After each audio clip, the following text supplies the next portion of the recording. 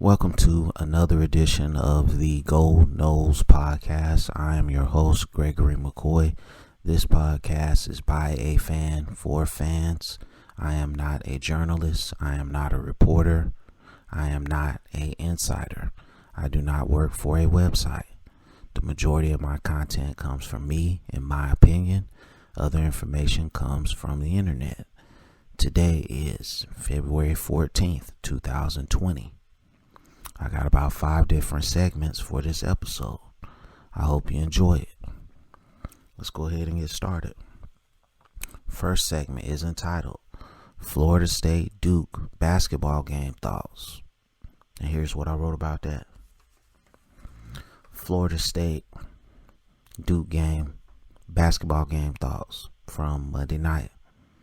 I thought Florida State played a good game. Obviously, we wanted to win, but give Duke credit. They won the game. They answered every challenge when Florida State tried to come back. Hopefully Florida State will make a lot of noise in the ACC and NCAA tournaments. Their bench is deep. They play great defense. They just need to hit shots. Florida State made Duke play their game. So with better offense, I see Florida State getting the win if they see each other in the ACC tournament. 20-4 is a very respectable record. If Leonard Hamilton isn't Coach of the Year, then the award is a joke. They made the Elite Eight last year, so we need a Final Four berth this year. This program is becoming elite. Man, I watched my first game Monday night because basically the way it's been working out, every night they've played, I've had to work. So I finally had a night off where I got to see a game in its entirety, and I was impressed, man. I mean, defensively, they played a heck of a game, but like I said in the little written statement there, they just couldn't hit shots, and Duke just played a better game. But what Florida State does best, defense, rebounds, real deep on the bench, that's what gets you really far in the NCAA tournament. So we'll see how it works out.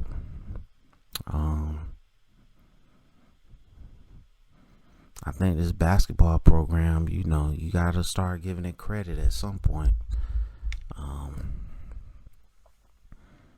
So we'll see how everything works out, man. I hope they go real deep in the tournament. Moving on to the next segment, which is entitled, Who Will Be the Starting Tight End? And here's what I wrote about that. Who will be the starting tight end? Cam McDonald has to be the leader in the clubhouse. Upshur returns and might be a serious challenger to McDonald.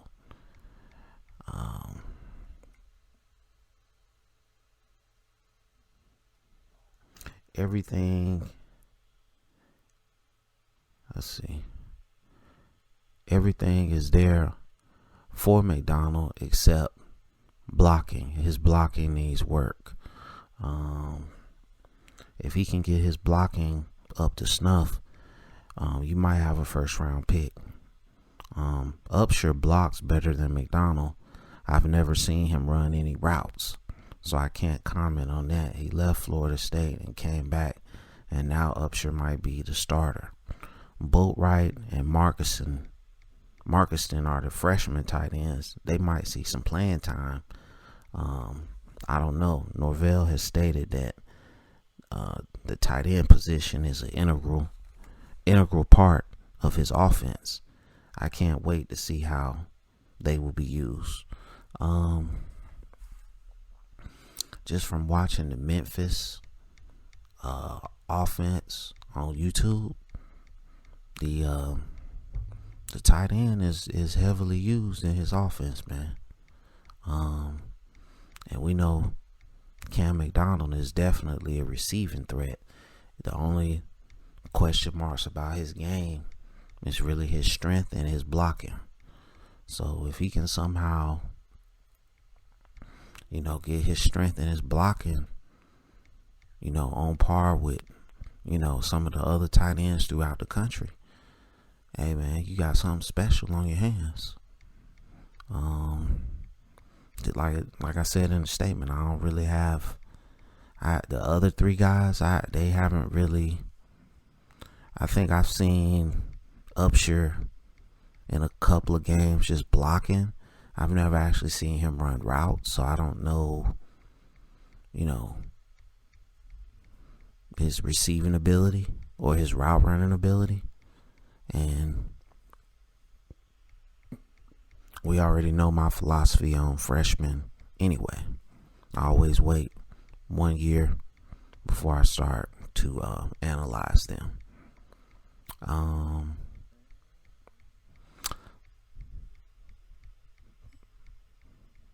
So that's it for that segment. We're gonna move on to the next segment, which is entitled,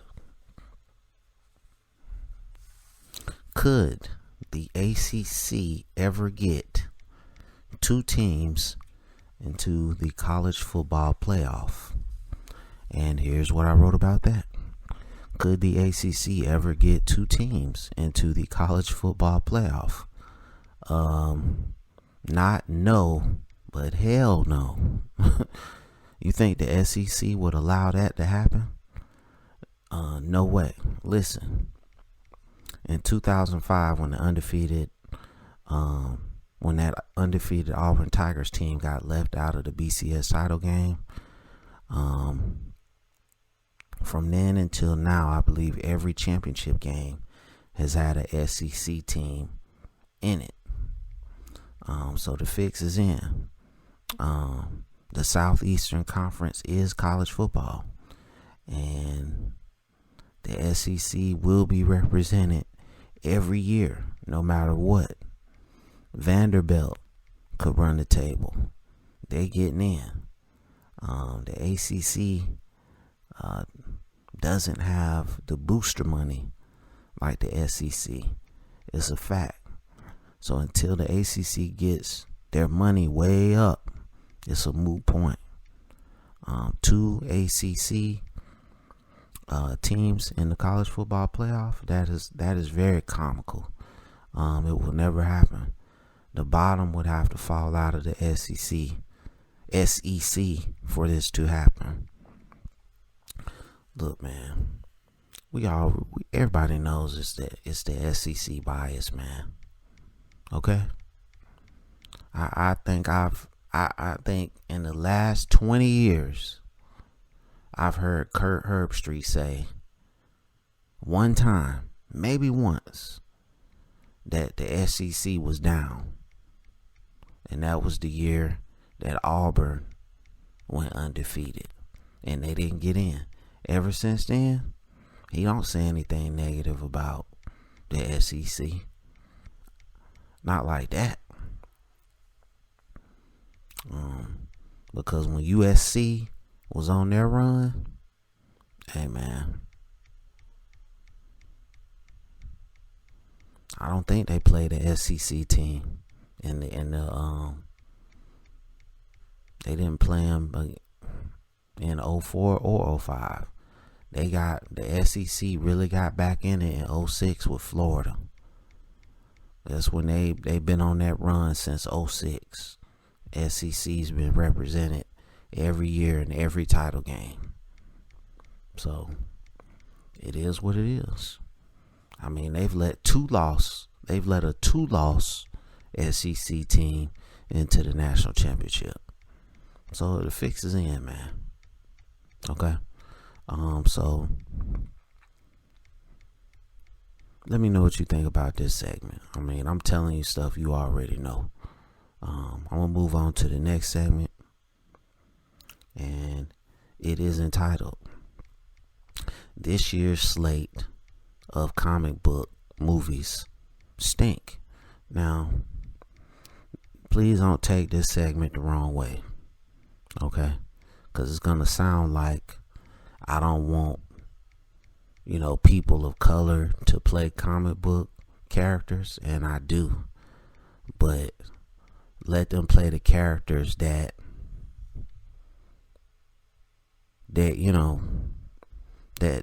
portray them.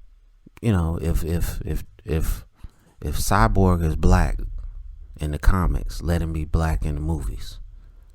All right, I don't want to see like Aquaman as a Eskimo. I don't want to see the Flash as a black guy. I just don't want to see that. I want the movies to be true to the comic. And here's what I wrote about that, man.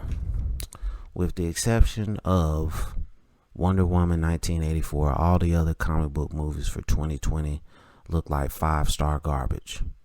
DC Comics totally messed up Justice League. I understand that racial diversity is good, but Aquaman is not Samoan, Wonder Woman is not from Israel, and the Flash is not Jewish.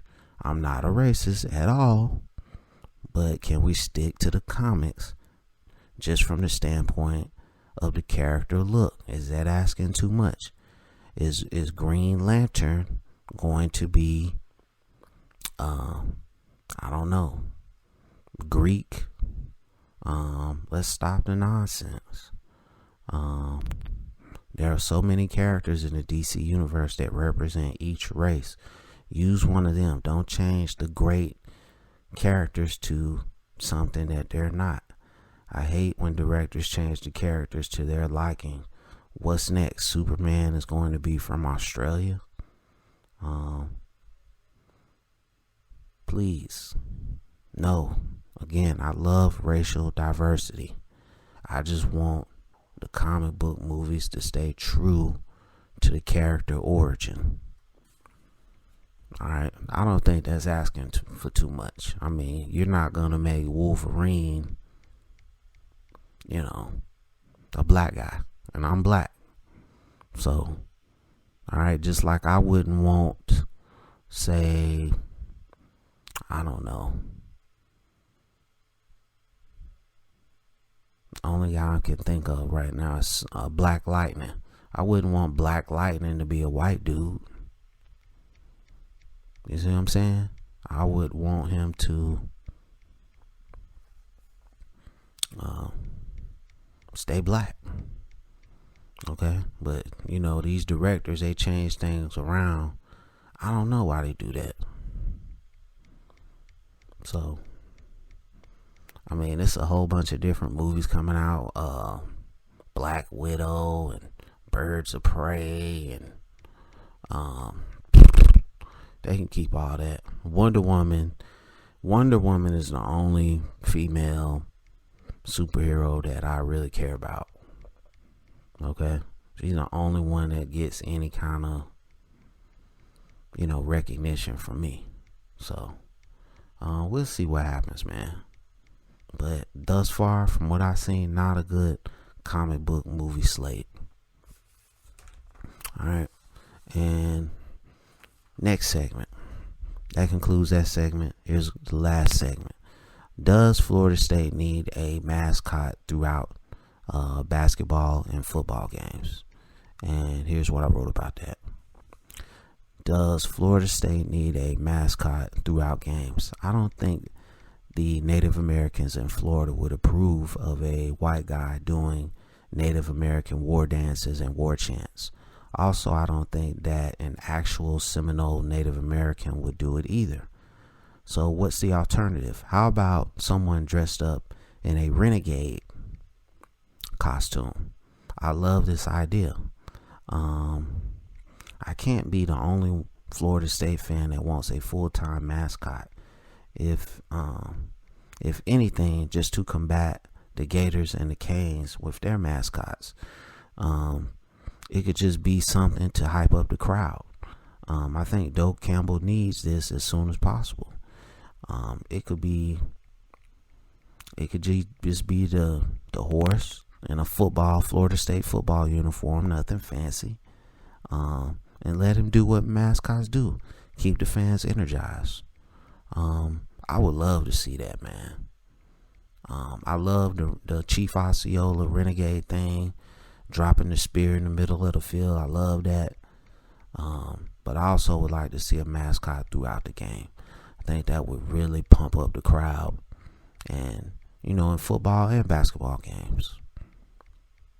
All right, so let me know what you think about that. That's going to conclude this episode. It's available on YouTube, Apple Podcasts, Google Podcasts, Spotify Podcasts.